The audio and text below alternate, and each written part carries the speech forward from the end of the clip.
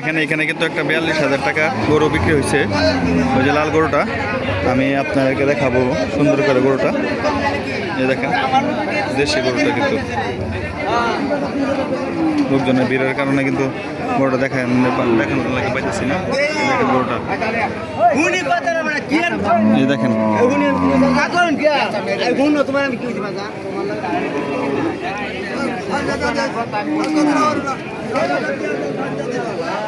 এই দেখেন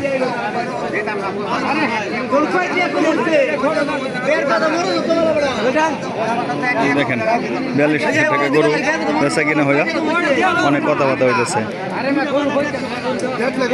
দেখেন হ্যাঁ হ্যাঁ 55 বলে, দেখছেন 55 বলে।